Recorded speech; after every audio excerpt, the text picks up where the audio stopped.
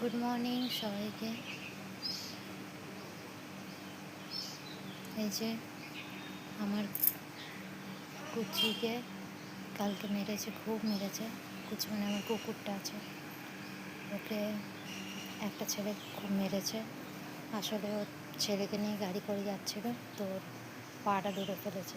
অবশ্য কাউকে কামড়ায় না, ও খেলতে চায়, ওই জন্য সবাইকে টানাটানি করে, ওতে টানাটানিতে লেগে যায়। তো আমার কুকুরটাকে দেখুন কত মেরেছে, ওর রক্ত খুব মেরেছে বেচারাকে। এই যে চোখটার কি করেছে মেরে, আমার সোনাটাকে পা ফাটিয়ে দিয়েছে, পায়ের অবস্থা খুব খারাপ করে দিয়েছে।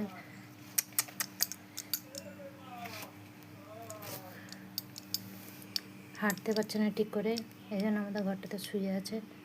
এই যে চোখের ওপরটাতে মেরেছে। কীভাবে এইভাবে কেউ মারে?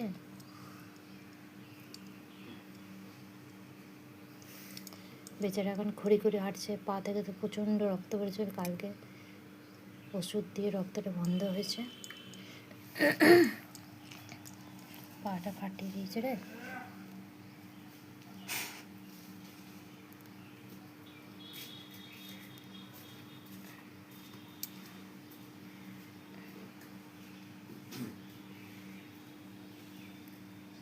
এই যে কী দিয়ে মেরেছে জানি না, প্রচণ্ডভাবে একদম করে দিয়েছে।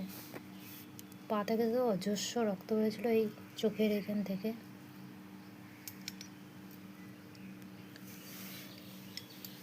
এই করছে পাটা, গর্ত হয়ে গেছে, গর্ত। এভাবে কেউ মারে কুকুরকে?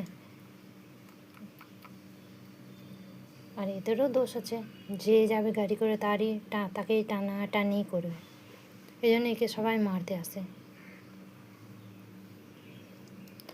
এরকম ছিল না, এর পেটে বাচ্চা থাকতে একে ঢিল মেরে মেরে পেটের বাচ্চাগুলোকে মেরে দিয়েছে।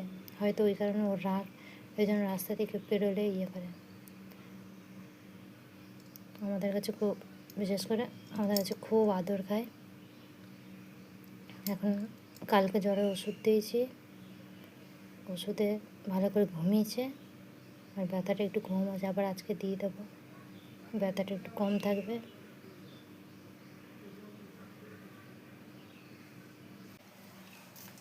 পশুদেরকে যা মারে মানুষ, ওদের তো দয়া মায়া বলতে কিছু নেই। আর এইভাবে মারতে হয়? হ্যাঁ মারুক, সেইভাবে মারুক যাতে ওদের না